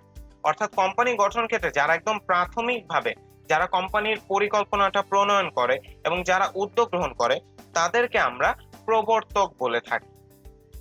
প্রাইভেট লিমিটেড কোম্পানির ক্ষেত্রে 2 জন প্রবর্তক থাকতে হয় এবং পাবলিক লিমিটেড কোম্পানির ক্ষেত্রে 7 জন প্রবর্তকের প্রয়োজন হয়। এবং পাশাপাশি এটাও মনে রাখতে হবে যে প্রবর্তকদের কোম্পানির জন্মদাতা বলা হয়। অর্থাৎ যদি কোনো এমসিকিউ প্রশ্ন আসে কোম্পানির জন্মদাতা বলা হয় কাদের, সেক্ষেত্রে উত্তর হবে প্রবর্তকদের। প্রবর্তকদের কোম্পানির জন্মদাতা বলা হয়। প্রবর্তকরা হচ্ছে কোম্পানি গঠনের প্রাথমিক পর্যায়ে পরিকল্পনা প্রণয়ন এবং উদ্যোগ গ্রহণকারীরা। এবং প্রাইভেট লিমিটেড কোম্পানির ক্ষেত্রে 2 জন প্রবর্তক আবশ্যক, পাবলিক লিমিটেড কোম্পানির ক্ষেত্রে 7 জন প্রবর্তক আবশ্যক। আশা করি এই তথ্যগুলো তোমাদের মনে থাকবে। এবার চলে আসি দলিলপত্র প্রণয়ন পর্যায়ে। কোম্পানি গঠনের জন্য প্রয়োজনীয় দলিলপত্র তৈরির সময়কালকেই দলিলপত্র প্রণয়ন পর্যায় বলা হয়। এই পর্যায়ে 2টি দলিল প্রণয়ন করা হয়। আমি একটু আগে সেই নামগুলো বলেছি, তবু আবার বলে দেই। প্রথমটি হচ্ছে স্মারকলিপি। স্মারকলিপিকে ইংরেজিতে বলা হয় মেমোরান্ডাম অফ অ্যাসোসিয়েশন। কোম্পানির একটি গুরুত্বপূর্ণ দলিল হচ্ছে স্মারকলিপি। এবং দ্বিতীয় যে দলিল তার নাম হচ্ছে পরিমেল নিয়মাবলী। পরিমেল নিয়মাবলীকে ইংরেজিতে বলা হয় আর্টিকেলস অফ অ্যাসোসিয়েশন। দলিলপত্র প্রণয়ন পর্যায়ে এই 2টি দলিল প্রণয়ন করা হয়। এই 2টি দলিল খুবই গুরুত্বপূর্ণ এবং এই 2টি দলিল ছাড়া কোম্পানি গঠন করা সম্ভব নয়। এরপরে যে পর্যায়টি চলে আসে সেটা হচ্ছে নিবন্ধন পত্র সংগ্রহ পর্যায়। কোম্পানির নিবন্ধন পত্র সংগ্রহের জন্য প্রয়োজনীয় কার্যক্রম সম্পন্ন করাকেই নিবন্ধন পত্র সংগ্রহ পর্যায় বলে। অর্থাৎ এই ক্ষেত্রে নিবন্ধন পত্র সংগ্রহের জন্য প্রয়োজনীয় কার্যক্রম সম্পন্ন করাকে আমরা নিবন্ধন পত্র সংগ্রহ পর্যায় বলে থাকি। এই ক্ষেত্রে নিবন্ধকের অফিস হতে প্রয়োজনীয় ফর্ম সংগ্রহ করতে হয়। সে ফর্ম পূরণ করে নিবন্ধকের নিকট জমা দিতে হয়। আবেদনের সাথে যে সকল গুরুত্বপূর্ণ দলিল ও কাগজপত্র যা চেয়ে থাকে সেই কাগজপত্র এবং দলিল পত্রগুলো জমা দিতে হয়। এবার চলে আসি কার্যারম্ভের অনুমতিপত্র সংগ্রহ পর্যায়ে। কার্যারম্ভের অনুমতিপত্র সংগ্রহ পর্যায়ে আমরা জানি যে নিবন্ধন পত্র সংগ্রহ পর্যায়ে এসেই নিবন্ধন পত্র পেয়ে যাওয়ার পরে প্রাইভেট লিমিটেড কোম্পানি তার কাজ শুরু করতে পারে। পাবলিক লিমিটেড কোম্পানির কাজ শুরু করতে হলে নিবন্ধন পত্রই যথেষ্ট নয়, তার আরো একটি দলিল প্রয়োজন যার নাম হচ্ছে কার্যারম্ভের অনুমতিপত্র। কার্যারম্ভের অনুমতিপত্র নিবন্ধন পত্র সংগ্রহের পর পাবলিক লিমিটেড কোম্পানি কাজ শুরু করার পূর্বে কার্যারম্ভের অনুমতিপত্র সংগ্রহ করে থাকে। কার্যারম্ভের অনুমতিপত্র পাওয়ার আগে তাদের যে সকল বিষয় খেয়াল রাখতে হয় সেটি হচ্ছে মূলধন সংগ্রহ করা, প্রয়োজনে জনগণ থেকে অর্থ সংগ্রহের জন্য বিবরণপত্র প্রস্তুত করা। খেয়াল রাখতে হবে এই সকল বিষয়ে কার্যারম্ভের অনুমতিপত্র পাওয়ার আগে সম্পন্ন করতে হয়। এরপর কার্যারম্ভের অনুমতিপত্রের জন্য আবেদন করতে হয়। কার্যারম্ভের অনুমতিপত্র পেয়ে গেলে তখন পাবলিক লিমিটেড কোম্পানি তার কাজ শুরু করতে পারে। এছাড়াও রয়েছে যে কার্যারম্ভের অনুমতিপত্র, যেটা আমি মাত্রই বললাম যে কার্যারম্ভের অনুমতিপত্র সংগ্রহ করার পর পাবলিক লিমিটেড কোম্পানি তার কাজ শুরু করতে পারে। তো প্রাইভেট লিমিটেড কোম্পানি নিবন্ধন পত্র পাওয়ার পরেও তার কাজ শুরু করতে পারলেও কার্যারম্ভের অনুমতিপত্র না পাওয়া পর্যন্ত পাবলিক লিমিটেড কোম্পানি তার কাজ শুরু করতে পারে না। আশা করি তোমাদের সবার এই বিষয়টি মনে থাকবে। এখন মনে রাখতে হবে এই টপিকে চলো দেখে নিই কি কি আমাদের মনে রাখতে হবে। নিবন্ধন পত্রকে কোম্পানির জন্ম পত্রিকা বার্থ সার্টিফিকেট বলা হয়। তোমরা এরকম এমসিকিউ দেখতে পারো যে কোম্পানির জন্ম পত্রিকা বা কোম্পানির বার্থ সার্টিফিকেট বলা হয় কোনটিকে, বা নিচের কোন দলিলকে কোম্পানির জন্ম পত্রিকা বা বার্থ সার্টিফিকেট বলা হয়। উত্তর হবে নিবন্ধন পত্র, কারণ আমরা জানি নিবন্ধন পত্রকে কোম্পানির জন্ম পত্রিকা বা বার্থ সার্টিফিকেট বলা হয়। নিবন্ধন পত্র পাওয়ার পর প্রাইভেট লিমিটেড কোম্পানি কার্যক্রম শুরু করতে পারে, যেটা আমি একটু আগেই বললাম। কোম্পানির অস্তিত্বের প্রশ্নে গুরুত্বপূর্ণ দলিল হচ্ছে নিবন্ধন পত্র। এরকম একটা এমসিকিউ আসে যে কোম্পানির অস্তিত্বের প্রশ্নে কোম্পানির অস্তিত্বের প্রশ্নে সবচেয়ে গুরুত্বপূর্ণ দলিল কোনটি? সেই ক্ষেত্রে উত্তর হবে নিবন্ধন পত্র। কোম্পানির অস্তিত্বের প্রশ্নে গুরুত্বপূর্ণ দলিল হচ্ছে নিবন্ধন পত্র। এবার চলে আসি প্রাইভেট লিমিটেড কোম্পানির কার্যারম্ভের অনুমতিপত্রের প্রয়োজনে। আমরা এটা জানি, আমরা বারবার বলেছি যে প্রাইভেট লিমিটেড কোম্পানি নিবন্ধন পত্র পাওয়ার পরে কাজ শুরু করতে পারে, তার কার্যারম্ভের অনুমতিপত্রের প্রয়োজন নেই। এখন আমরা আরেকটি গুরুত্বপূর্ণ টপিক নিয়ে আলোচনা করব এবং এই টপিকের নাম হচ্ছে ন্যূনতম মূলধন বা মিনিমাম ক্যাপিটাল। ন্যূনতম মূলধন বলতে কি বোঝায়? কোম্পানি গঠনের প্রাথমিক খরচ, চলতি মূলধন ও প্রাথমিক প্রয়োজন পূরণের উদ্দেশ্যে যে মূলধন সংগ্রহ করা হয় তাকে ন্যূনতম মূলধন বা মিনিমাম ক্যাপিটাল বলা হয়। ন্যূনতম মূলধনের অপর নাম হচ্ছে ন্যূনতম চাঁদা, অর্থাৎ ন্যূনতম মূলধনের আরেকটি নাম হচ্ছে ন্যূনতম চাঁদা। বিবরণপত্র প্রচারের 180 দিন, অর্থাৎ বিবরণপত্র প্রচার করার 180 দিন অথবা বিবরণপত্রে যে নির্দিষ্ট চাঁদা তালিকা থাকে সেই চাঁদা তালিকা বন্ধ হওয়ার 40 দিন, যেটা পূর্বে হবে। যদি পূর্বে চাঁদা তালিকা বন্ধ করে দেয় সেক্ষেত্রে সময় পাবে 40 দিন, যদি বিবরণপত্র প্রচার করে সেক্ষেত্রে সময় পাবে 180 দিন, এবং এর মধ্যে ন্যূনতম মূলধন সংগ্রহ করতে হবে। এবং আমাদের অবশ্যই মাথায় রাখতে হবে যে ন্যূনতম মূলধন খুবই খুবই গুরুত্বপূর্ণ। ন্যূনতম মূলধন যদি সংগ্রহ করতে ব্যর্থ হয় সেক্ষেত্রে কোম্পানির বাধ্যতামূলক বিলোপ সাধন ঘটে। অর্থাৎ ন্যূনতম মূলধন অবশ্যই সংগ্রহ করতে হবে এবং নির্দিষ্ট সময়ের মধ্যেই সংগ্রহ করতে হবে। ন্যূনতম মূলধন সংগ্রহ করতে ব্যর্থ হলে কি কি হতে পারে চলো এবার তা দেখে নিই। প্রথমেই চলে আসি কোম্পানি কার্যারম্ভের অনুমতিপত্র পায় না, অর্থাৎ কার্যারম্ভের যে অনুমতি, ন্যূনতম মূলধন যদি সংগ্রহ করতে ব্যর্থ হয় সেই কোম্পানি কার্যারম্ভ অনুমতি পায় না। বলে রাখা ভালো যে ন্যূনতম মূলধন সাধারণত পাবলিক লিমিটেড কোম্পানি সংগ্রহ করে থাকে, যেই কারণে এখানে কার্যারম্ভের অনুমতি পত্রের কথা বলা হয়েছে যে ন্যূনতম মূলধন যদি সংগ্রহ করতে ব্যর্থ হয় সেই ক্ষেত্রে কোম্পানি কার্যারম্ভের অনুমতি পায় না। এরপর চলে আসি শেয়ার ক্রয়ের আবেদনের সাথে গৃহীত অর্থ ফেরত দিতে হয়। যেহেতু যারা শেয়ার ক্রয়ের জন্য আবেদন করেছে অর্থাৎ শেয়ার হোল্ডাররা, তারা তাদের শেয়ার আবেদনের সাথে শেয়ার ক্রয় করার জন্য পর্যাপ্ত পরিমাণে অর্থ তারা দিয়ে দেয়। তো যদি ন্যূনতম মূলধন সংগ্রহ করতে ব্যর্থ হয় একটি কোম্পানি, সেক্ষেত্রে শেয়ার হোল্ডাররা, মানে অর্থাৎ শেয়ার হোল্ডার না, যারা শেয়ার ক্রয়ের জন্য আবেদন করেছে তাদের আবেদনের সাথে যে অর্থ আসে সেই অর্থ তাদের ফেরত দিতে হয়। অর্থাৎ সেই অর্থ, যার অর্থ তাকে তার অর্থ ফেরত দিয়ে দিতে হবে। এবং এরপর যেটা আমি একটু আগেই বললাম যে কোম্পানির বাধ্যতামূলক বিলোপ সাধন ঘটে। ন্যূনতম মূলধন সংগ্রহে যদি একটি কোম্পানি ব্যর্থ হয় সেক্ষেত্রে কোম্পানির বাধ্যতামূলক বিলোপ সাধন ঘটে। আবার আমাদের এটাও মনে রাখতে হবে এই যে শেয়ার ক্রয়ের আবেদনের সাথে যে অর্থ এসেছিল সেই অর্থ তো ফেরত দিতে হবে। সেই অর্থ যদি নির্দিষ্ট সময়ের মধ্যে পরিশোধে ব্যর্থ হয় তাহলে সেই গৃহীত অর্থের উপর সুদ দিতে হবে, অর্থাৎ সুদ সহ সেই অর্থ পরিশোধ করতে হবে যদি আবেদনের সাথে গৃহীত অর্থ নির্দিষ্ট সময়ের মধ্যে ফেরত দেওয়া না হয়। এবার আমরা যেই টপিক সম্পর্কে জানবো সে টপিকটির নাম হচ্ছে কোম্পানির সদস্য সংখ্যা। একটি কোম্পানির ক্ষেত্রে কত থেকে কতজন সদস্য প্রয়োজন। প্রথমেই চলে আসি private limited company. Private limited কোম্পানির সদস্য সংখ্যা সর্বনিম্ন 2 থেকে সর্বোচ্চ 50 জনের মধ্যে সীমিত। অর্থাৎ একটি প্রাইভেট লিমিটেড কোম্পানিতে 2 এর কম এবং 50 জনের অধিক সদস্য থাকতে পারবে না। অপরদিকে পাবলিক লিমিটেড কোম্পানির ক্ষেত্রে সর্বনিম্ন সদস্য থাকতে হবে 7 জন এবং সর্বোচ্চ সদস্য সংখ্যা শেয়ার সংখ্যা দ্বারা সীমিত, অর্থাৎ যতগুলো শেয়ার ততগুলো সদস্য সংখ্যা। এই ক্ষেত্রে কোনো বাধ্যবাধকতা নেই। একটি কোম্পানি যত পরিমাণ অনুমোদিত শেয়ার পাবে বা অনুমোদিত মূলধন পাবে সেটাকে সে যতগুলো শেয়ারে ভাগ করতে চায় সে ভাগ করে শেয়ার ইস্যু করতে পারবে। অর্থাৎ পাবলিক লিমিটেড কোম্পানির ক্ষেত্রে সর্বনিম্ন সদস্য 7 জন হলেও সর্বোচ্চ সদস্য সংখ্যা শেয়ার সংখ্যা দ্বারা সীমিত। এই ক্ষেত্রে কোনো বাধ্যবাধকতা নেই। এইবার কোম্পানির শ্রেণী বিভাগ। কোম্পানিরও শ্রেণী বিভাগ রয়েছে, বিভিন্ন প্রকারের কোম্পানি রয়েছে এবং এখন আমরা কোম্পানির শ্রেণী বিভাগ সম্পর্কে জানব। অর্থাৎ কোম্পানি কয় প্রকার, কোম্পানি কি কি এবং কোন প্রকার কোম্পানিকে কি কি বৈশিষ্ট্য রয়েছে তা আমরা এই পর্যায়ে এসে জানব। প্রথমেই চলে আসি বিধিবদ্ধ কোম্পানি। বিধিবদ্ধ কোম্পানি বলতে বোঝায় দেশের আইনসভা, সংসদ বা প্রেসিডেন্টের বিশেষ অধ্যাদেশ বলে গঠিত ও নিয়ন্ত্রিত কোম্পানিকে বিধিবদ্ধ কোম্পানি বলে। অর্থাৎ এই ক্ষেত্রে এই কোম্পানি জনগণ গঠন করে না, এই কোম্পানি দেশের আইনসভা, সংসদ বা প্রেসিডেন্টের বিশেষ আদেশ বা অধ্যাদেশের দ্বারা গঠিত বা গঠন করা হয়, এবং এই ধরনের কোম্পানিকে আমরা বিধিবদ্ধ কোম্পানি বলি। এরপর আছে নিবন্ধিত কোম্পানি।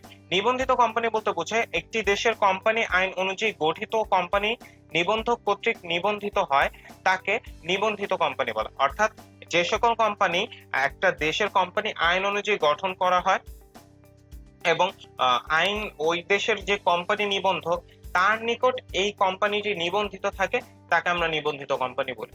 সাধারণত অধিকাংশ কোম্পানি নিবন্ধিত কোম্পানি। এবার চলে আসি অনিবন্ধিত কোম্পানি। অনিবন্ধিত কোম্পানিকে মূলত একটি কোম্পানি বলাটা ভুল হবে, এটি আসলে কোম্পানি নয়।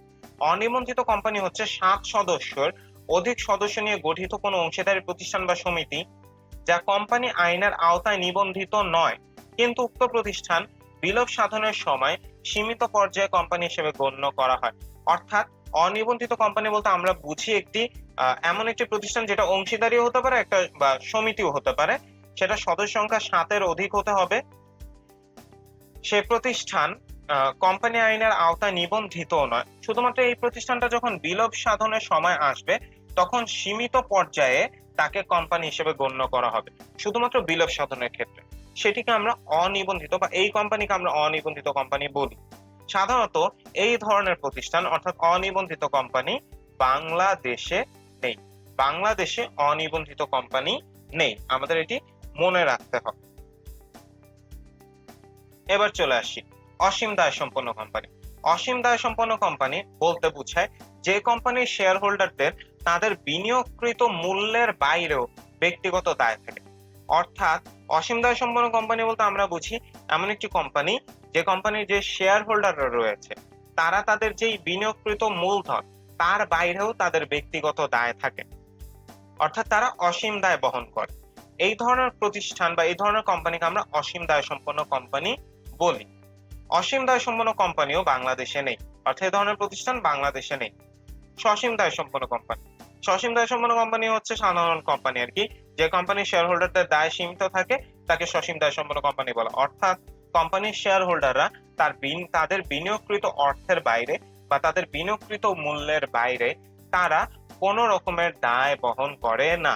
এই ধরনের কোম্পানিকে আমরা সসীম দায় সম্পন্ন কোম্পানি বলি। এবার চলে আসি প্রতিশ্রুতি মূল্য দ্বারা সসীম দায় সম্পন্ন কোম্পানি। এই পার্টটি খুব মনোযোগ দিয়ে খেয়াল করবে, কারণ এটার সাথে হয়তো তোমরা অতটা পরিচিত নয়। প্রতিশ্রুতি মূল্য দ্বারা সসীম দায় সম্পন্ন কোম্পানি বলতে বোঝায় এমন কিছু কোম্পানি যেখানে শেয়ার হোল্ডাররা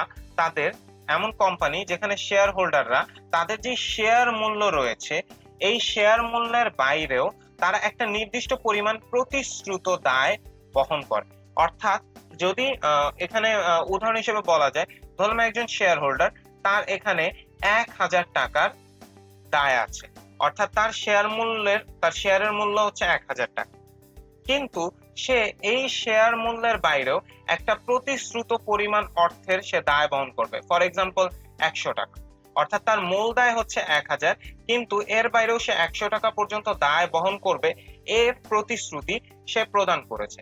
এই ধরনের কোম্পানিকে বলা হয় প্রতিশ্রুতি মূল্য দ্বারা সসীম দায় সম্পন্ন কোম্পানি, যেখানে শেয়ার হোল্ডাররা শেয়ার মূল্যের বাইরেও প্রতিশ্রুত পরিমাণ দায় তারা বহন করতে রাজি হয়।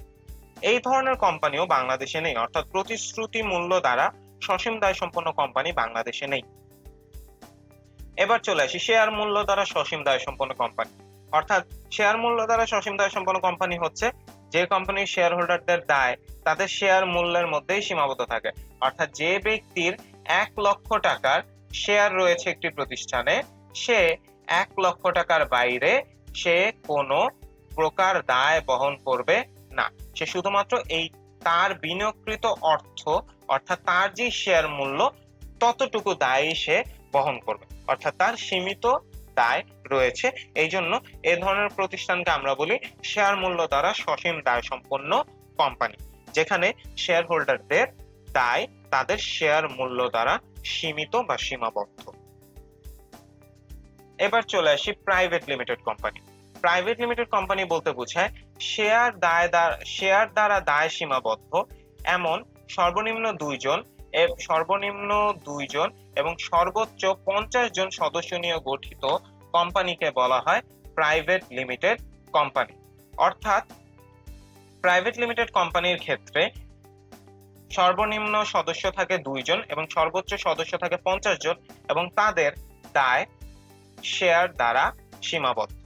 পাবলিক লিমিটেড কোম্পানির ক্ষেত্রে যে কোম্পানির সর্বনিম্ন সদস্য সংখ্যা 7 এবং সর্বোচ্চ সদস্য সংখ্যা স্মারকলিপিতে বর্ণিত শেয়ারের সংখ্যা দ্বারা সীমিত, অর্থাৎ স্মারকলিপিতে যতগুলো শেয়ারের কথা বর্ণনা করা আছে পাবলিক লিমিটেড কোম্পানির ম্যাক্সিমাম বা সর্বোচ্চ শেয়ার হোল্ডার বা শেয়ারের সংখ্যা হচ্ছে ততটুকু।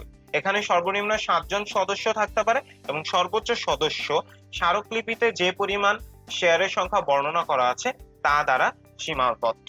স্মারকলিপিতে যদি থাকে 5 লাখ, সেক্ষেত্রে সর্বোচ্চ সদস্য সংখ্যা হবে 5 লাখ। স্মারকলিপিতে যদি বলা থাকে 50,000, তাহলে সর্বোচ্চ সদস্য সংখ্যা হবে 50,000। এবার চলে আসি সরকারি কোম্পানি।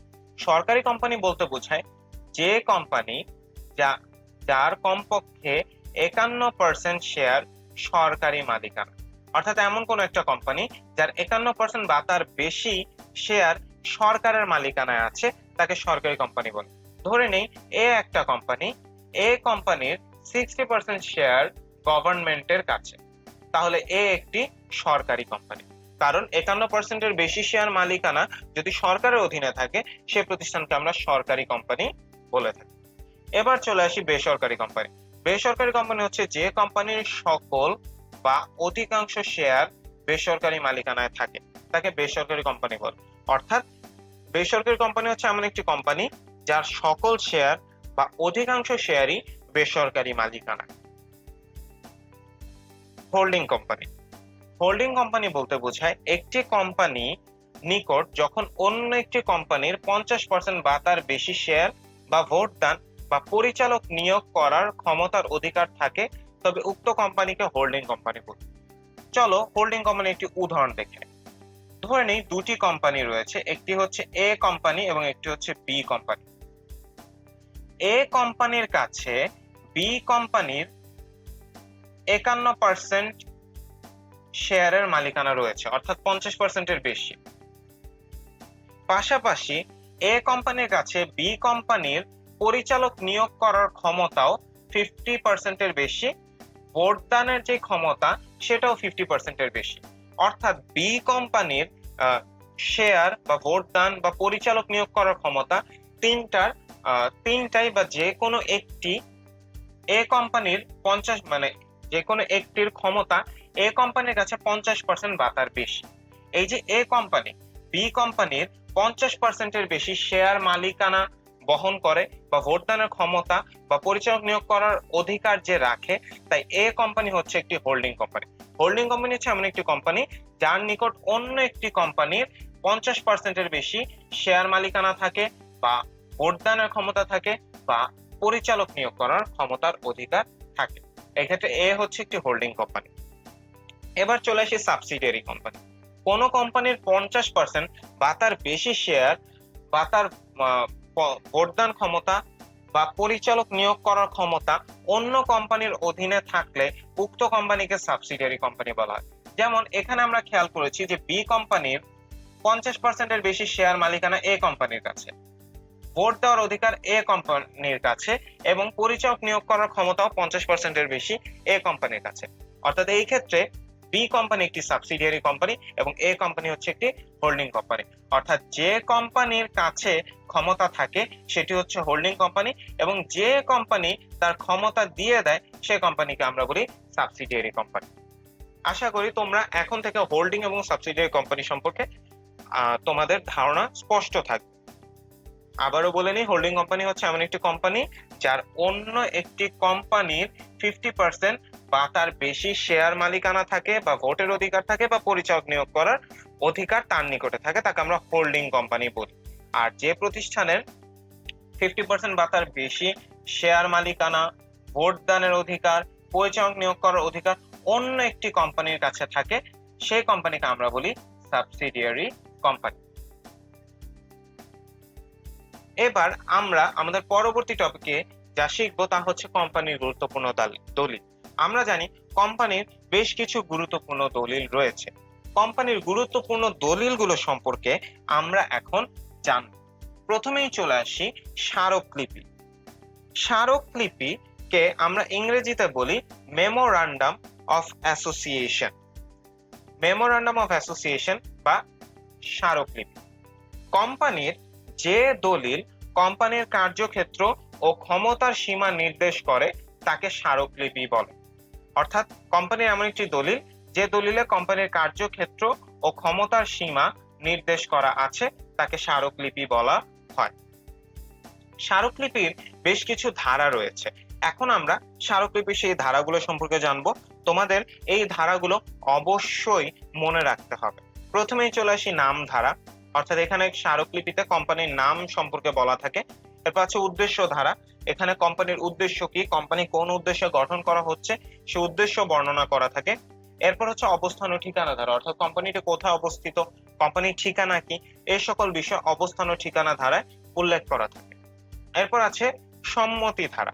সম্মতি ধারা হচ্ছে অর্থাৎ সকল শেয়ার হোল্ডাররা, সকল উদ্যোক্তারা, তারা যারা আছে তারা সবাই নিজস্ব ব্যক্তিগত সম্মতিতেই তারা এই কোম্পানিতে অংশগ্রহণ করছে, তার সম্মতি এখানে উল্লেখ থাকে। মূলধন ধারা, এখানে কোম্পানির মূলধন সম্পর্কে উল্লেখ থাকে। এবং দায় ধারা, কোম্পানির বর্তমানে যদি কোনো দায় থাকে বা ভবিষ্যতে সৃষ্ট দায় সম্পর্কে বিভিন্ন বিষয় এখানে উল্লেখ করা থাকে। তো স্মারকলিপির ধারা হচ্ছে 6টি এবং এই 6টি ধারা আমাদের অবশ্যই মনে রাখতে হবে। নাম ধারা, উদ্দেশ্য ধারা, অবস্থান ও ঠিকানা ধারা, সম্মতি ধারা, মূলধন ধারা এবং দায় ধারা। আশা করি তোমাদের এই স্মারকলিপির এই 6টি ধারা মনে থাকবে। এখন যে সকল বিষয় আমাদের মনে রাখতে হবে তা হলো স্মারকলিপির আরো দুটি নাম রয়েছে। স্মারকলিপির আরো দুটি নামের মধ্যে একটি নাম হচ্ছে সংঘ স্মারক এবং আরেকটি নাম হচ্ছে পরিমেল বন্ধ। কোন এমসিকিউতে থাকতে পারে যে পরিমেল বন্ধ কি বা সংঘ স্মারক কোনটি বা নিচের কোনটি কোম্পানির গুরুত্বপূর্ণ দলিল। সেক্ষেত্রে স্মারকলিপির নাম না দেখলেও তোমরা সংঘ স্মারক বা পরিমেল বন্ধ দেখতে পারো। সংঘ স্মারক এবং পরিমেল বন্ধ স্মারকলিপিরই অপর একটি নাম। এরপর মনে রাখতে হবে যে স্মারকলিপি ছাড়া কোম্পানি নিবন্ধন পায় না। অর্থাৎ কোম্পানির যদি স্মারকলিপি প্রস্তুত করা না থাকে সেক্ষেত্রে কোম্পানি নিবন্ধন পাবে না। এইবার যে পয়েন্টটি, এই পয়েন্টটা আমাদের অবশ্যই মনে রাখতে হবে, এটি খুবই গুরুত্বপূর্ণ। স্মারকলিপি হচ্ছে কোম্পানির সবচেয়ে গুরুত্বপূর্ণ দলিল। তোমাদের এমসিকিউ থাকতে পারে যে কোম্পানির সবচেয়ে গুরুত্বপূর্ণ দলিল কোনটি, এবং উত্তর হবে কোম্পানির সবচেয়ে গুরুত্বপূর্ণ দলিল হচ্ছে স্মারকলিপি। স্মারকলিপি কোম্পানির সবচেয়ে গুরুত্বপূর্ণ দলিল। স্মারকলিপির অপর নাম হচ্ছে সংঘ স্মারক এবং পরিমেল বন্ধ। স্মারকলিপিকে কোম্পানির গঠনতন্ত্র বলা হয়। অর্থাৎ যদি প্রশ্ন আসে কোম্পানির গঠনতন্ত্র বলা হয় কোনটিকে, তোমরা উত্তর দিবে কোম্পানির গঠনতন্ত্র বলা হয় স্মারকলিপিকে। এইবার আমরা তো স্মারকলিপি সম্পর্কে জানলাম। কোম্পানির আরো একটি গুরুত্বপূর্ণ দলিল রয়েছে যার নাম হচ্ছে পরিমেল নিয়মাবলী। পরিমেল নিয়মাবলীকে আমরা ইংরেজিতে বলি আর্টিকেলস অফ অ্যাসোসিয়েশন। পরিমেল নিয়মাবলী হচ্ছে কোম্পানির পরিচালনা সংক্রান্ত নিয়ম নীতির দলিলকে পরিমেল নিয়মাবলী বলা হয়। অর্থাৎ কোম্পানির পরিচালনার জন্য যে সকল নিয়ম নীতি রয়েছে এবং এই নিয়ম নীতি সংক্রান্ত যত তথ্য রয়েছে তা যে দলিলে লিপিবদ্ধ সে দলিলকে আমরা পরিমেল নিয়মাবলী বলি। পরিমেল নিয়মাবলীতে কি কি তথ্য থাকে, যেমন থাকে হচ্ছে পরিচালকদের তথ্য থাকে, মূলধন বিষয়ক তথ্য থাকে, শেয়ার বিষয়ক তথ্য থাকে, সভা বিষয়ক তথ্য থাকে, বিলোপ সাধন বিষয়ক তথ্য থাকে, ঋণ গ্রহণ সম্পর্কিত তথ্য থাকে, লভ্যাংশের ব্যাপারে থাকে, হিসাব রক্ষণের তথ্য থাকে, নিয়োগের তথ্য থাকে। অর্থাৎ পরিমেল নিয়মাবলীতে কোম্পানির অনেক তথ্য থাকে যা কোম্পানির পরিচালনা সংক্রান্ত বা নিয়ম নীতি সংক্রান্ত। এবার আমাদের পরিমেল নিয়মাবলী নিয়ে যা মনে রাখতে হবে, পরিমেল নিয়মাবলীরও আরেকটি নাম আছে এবং পরিমেল নিয়মাবলীর অপর নাম হচ্ছে সংঘবিধি। অর্থাৎ পরিমেল নিয়মাবলীর আরেক নাম হচ্ছে সংঘবিধি। আর আমরা অপর দিকে জানি যে স্মারকলিপিরও দুটি নাম রয়েছে। স্মারকলিপির একটি নাম হচ্ছে কি সংঘ স্মারক এবং আরেকটি নাম হচ্ছে পরিমেল বন্ধ। তোমরা সংঘবিধিকে আবার স্মারকলিপি মনে করবে না, সংঘবিধি হচ্ছে পরিমেল নিয়মাবলীর অপর একটি নাম। এবার চলে আসি, পরিমাণ নিয়মাবলী হচ্ছে কোম্পানির দ্বিতীয় গুরুত্বপূর্ণ দলিল। আমরা জানি কোম্পানির সবচেয়ে গুরুত্বপূর্ণ দলিল হচ্ছে স্মারকলিপি, কিন্তু কোম্পানির দ্বিতীয় গুরুত্বপূর্ণ দলিল হচ্ছে পরিমেল নিয়মাবলী। এরপর আমরা আরেকটি দলিল সম্পর্কে জানবো, যদি এটি দলিল না, এটিকে দলিল বলাটা আসলে ঠিক হবে না। আমরা কোম্পানির আরেকটি উপকরণ সম্পর্কে জানবো আর কি, যে উপকরণটির নাম হচ্ছে বিবরণপত্র বা প্রসপেক্টাস। আমরা জীবনে অনেক জায়গায় ভর্তির ক্ষেত্রে অনেক জায়গায় যেমন স্কুল কলেজে ভর্তির ক্ষেত্রে আমরা প্রসপেক্টাস দেখেছি, যেখানে স্কুল বা কলেজ সম্পর্কে বলা থাকে। বিভিন্ন কোচিং প্রতিষ্ঠানেরও নিজস্ব প্রসপেক্টাস থাকে, যেখানে সেই প্রতিষ্ঠানের ফলাফল, প্রতিষ্ঠানের ভালো দিক, এই সকল বিষয় উল্লেখ থাকে।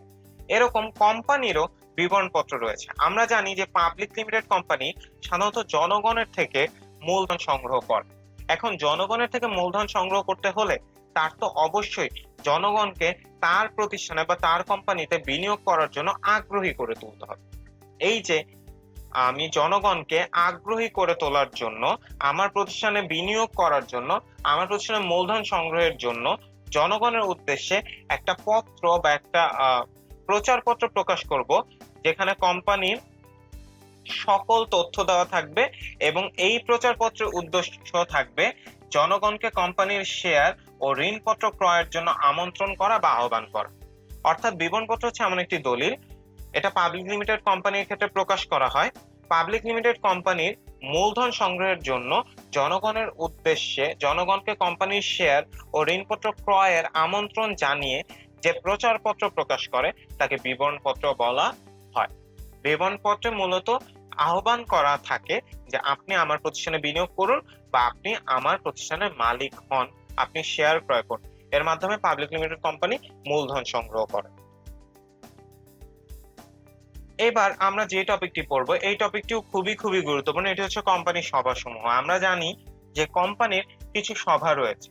পাবলিক লিমিটেড কোম্পানি হোক বা প্রাইভেট লিমিটেড কোম্পানি হোক, কোম্পানির ক্ষেত্রে সভা আয়োজন করতে হয়। এক মালিকানা বা অংশীদার প্রতিষ্ঠানের ক্ষেত্রে সভার আবশ্যকতা ছিল না, কারণ সেই ক্ষেত্রে যারা মালিক তারাই প্রতিষ্ঠানের ব্যবস্থাপনায় নিয়োজিত থাকে, অর্থাৎ ব্যবস্থাপনা এবং মালিকানা আলাদা না। কিন্তু কোম্পানির ক্ষেত্রে ব্যবস্থাপনা এবং মালিকানা পৃথক, অর্থাৎ যারা ব্যবস্থাপনা করছে তারা কোম্পানির মালিক না, আর যারা কোম্পানির মালিক তারা ব্যবস্থাপনা করছে না।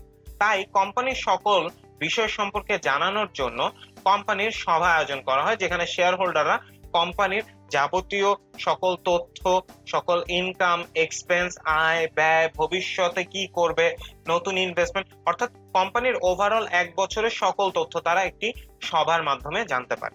তো এখন আমরা কোম্পানির সভাগুলো দেখে নিই, কোম্পানির কি কি সভা রয়েছে।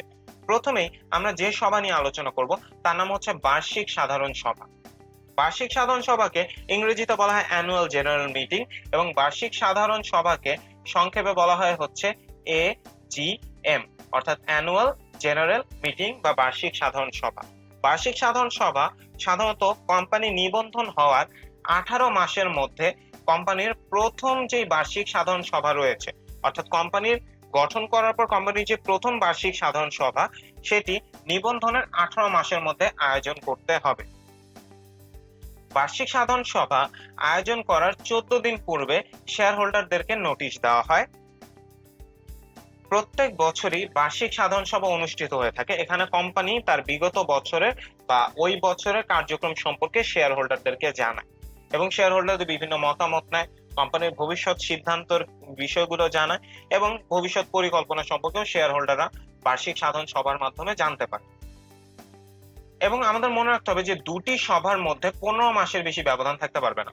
অর্থাৎ কোম্পানির যে সভা রয়েছে, কোম্পানির দুটি সভার মধ্যে 15 মাসের বেশি ব্যবধান থাকবে না। দুটি বার্ষিক সাধারণ সভা, অবশ্যই দুটি বার্ষিক সাধারণ সভার মধ্যে 15 মাসের বেশি ব্যবধান থাকতে পারবে না। যদি থাকে সেক্ষেত্রে কোম্পানি আইনগত জটিলতার সম্মুখীন হবে। এবার চলে আসি বিধিবদ্ধ সভা। বিধিবদ্ধ সভা কোম্পানির জীবনকালে একবার অনুষ্ঠিত হয় এবং আমাদের মনে রাখতে হবে যে বিধিবদ্ধ সভাকে ইংরেজিতে বলা হয় স্ট্যাচুটরি মিটিং, বা যেটাকে আমরা সংক্ষেপে SM বলি, অর্থাৎ স্ট্যাচুটরি মিটিং বা SM বা বিধিবদ্ধ সভা। কোম্পানির জীবনকালে একবারই বিধিবদ্ধ সভা অনুষ্ঠিত হয় এবং বিধিবদ্ধ সভা শুধুমাত্র পাবলিক লিমিটেড কোম্পানির জন্য হয়, অর্থাৎ পাবলিক লিমিটেড কোম্পানি শুধুমাত্র এই সভার আয়োজন করে থাকে, প্রাইভেট লিমিটেড কোম্পানি বিধিবদ্ধ সভা আয়োজন করে না। বিধিবদ্ধ সভা কার্যারম্ভের অনুমতিপত্র, অর্থাৎ আমরা তো জানি যে পাবলিক লিমিটেড কোম্পানি কাজ শুরু করতে চাইলে তাকে কার্যারম্ভের অনুমতিপত্র সংগ্রহ করতে হয়। কার্যারম্ভের অনুমতিপত্র পাওয়ার পর 30 থেকে 180 দিনের মধ্যে বিধিবদ্ধ সভা অনুষ্ঠিত করতে হয় বা আয়োজন করতে হয়। অর্থাৎ কার্যারম্ভের অনুমতিপত্র পেয়ে গেলে 30 থেকে 180 দিন বা 1 মাস থেকে 6 মাসের মধ্যে বিধিবদ্ধ সভার আয়োজন করতে হয় এবং বিধিবদ্ধ সভা আয়োজনের 21 দিন পূর্বে শেয়ার হোল্ডারদেরকে নোটিশ প্রদান করা হয়। এবার আমরা যে সভা সম্পর্কে জানবো তার নাম হচ্ছে বিশেষ সাধারণ সভা। বিশেষ সাধারণ সভাকে ইংরেজিতে বলা হয় এক্সট্রা অর্ডিনারি জেনারেল মিটিং বা সংক্ষেপে বলা হয় ইজিএম, অর্থাৎ এক্সট্রা অর্ডিনারি জেনারেল মিটিং বা ইজিএম। বিশেষ সাধারণ সভা সাধারণত যখন তখন বা বাধ্যতামূলক বা নিয়ম মাফিক আয়োজন করা হয় না। বিশেষ সাধারণ সভা শুধুমাত্র তখনই আয়োজন করা হয় যখন কোনো বিশেষ বা গুরুত্বপূর্ণ মতামত প্রয়োজন। কোনো বিশেষ বা গুরুত্বপূর্ণ মতামতের জন্য, কোনো এমার্জেন্সির জন্য এই সভা আহ্বান করা হয়। কোম্পানির পরিচালকরা চাইলে এই সভা আহ্বান করতে পারে, অথবা কোম্পানির 10 ভাগের মোট শেয়ার হোল্ডারের 10 ভাগের 1 ভাগ শেয়ার হোল্ডার যদি চায় তারা যে কোনো জরুরি বিষয়ে এই সভার আহ্বান করতে পারে। অর্থাৎ এই সভা শুধুমাত্র তখনই আহ্বান বা আয়োজন করা হয় যখন কোনো বিশেষ বা গুরুত্বপূর্ণ বিষয়ে মতামত প্রয়োজন, অন্যথায় নিয়ম মাফিক বিশেষ সাধারণ সভা আয়োজন করা হয় না। এবার চলে আসি কোম্পানির বিলোপ সাধন। আমরা জানি কোম্পানিরও বিলোপ সাধন ঘটে। যদিও কোম্পানি ও চিরন্তন অস্তিত্ব বিশিষ্ট একটি প্রতিষ্ঠান, তবু কোম্পানির বিলোপ সাধন ঘটে থাকে। কোম্পানির বিলোপ সাধন হওয়াটা অস্বাভাবিক কিছু নয়। কোম্পানির বিলোপ সাধন এর ক্ষেত্রে বেশ কিছু পদ্ধতি রয়েছে। তো আমরা এখন কোম্পানির বিলোপ সাধনের সে পদ্ধতিগুলো সম্পর্কে জানব। যেমন প্রথমে রয়েছে আদালত কর্তৃক বাধ্যতামূলক বিলোপ সাধন, এরপর রয়েছে স্বেচ্ছাকৃত বিলোপ সাধন এবং রয়েছে আদালতের তত্ত্বাবধানে বিলোপ সাধন। এখন আমরা এইগুলো সম্পর্কে ডিটেলসে জানব। প্রথমে চলে আসি আদালত কর্তৃক বাধ্যতামূলক বিলোপ সাধন। যখন আদালত বাধ্যতামূলকভাবে বা আদালতের অর্ডারে বা আদালতের নির্দেশে একটা কোম্পানির বাধ্যতামূলকভাবে বিলোপ সাধন করতে হয়।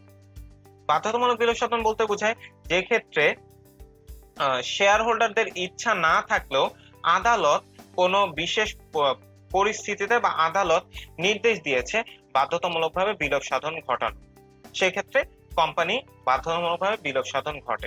এখন আদালত কর্তৃক বাধ্যতামূলক বিলোপ সাধন কেন ঘটে?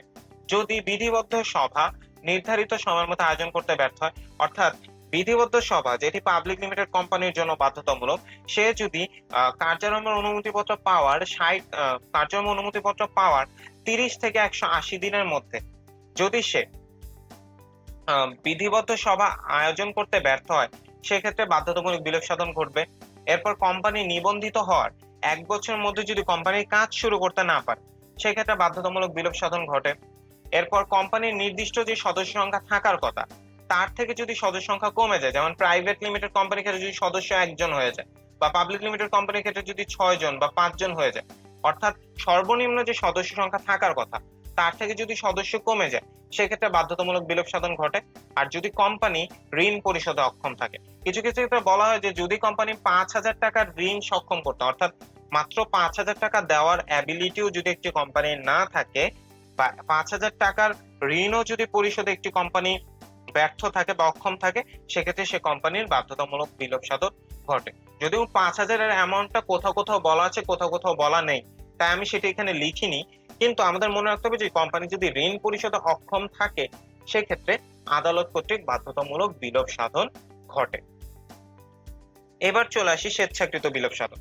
স্বেচ্ছাকৃত বিলোপ সাধন হচ্ছে যখন কোম্পানির যে সদস্যগণ বা শেয়ার হোল্ডাররা তারা যখন নিজেদের ইচ্ছায় অর্থাৎ স্বেচ্ছায় তারা একটি কোম্পানির বিলোপ সাধন দাবি করে বা একটা কোম্পানির বিলোপ সাধন তারা একটা কোম্পানির বিলোপ সাধন ঘটায়। এখন স্বেচ্ছাকৃত বিলোপ সাধন দুই ভাবে হয়। যখন সদস্যগণ নিজেরাই বিলোপ সাধন চায় এবং তারা নিজেরাই বিলোপ সাধনের সকল কার্যক্রম সম্পন্ন করে, সেটিকে বলা হয় সদস্যগণের স্বেচ্ছাকৃত বিলোপ সাধন।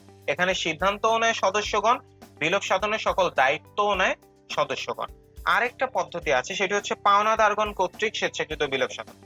পাওনাদারগণ কর্তৃক স্বেচ্ছাকৃত বিলোপ সাধনের ক্ষেত্রে বিলোপ সাধনের সিদ্ধান্ত সদস্যরা নেয়, কিন্তু বিলোপ সাধনের যে দায়িত্ব সে দায়িত্ব গ্রহণ করে পাওনাদারগণ। কোম্পানির বেশ কিছু পাওনাদার থাকে।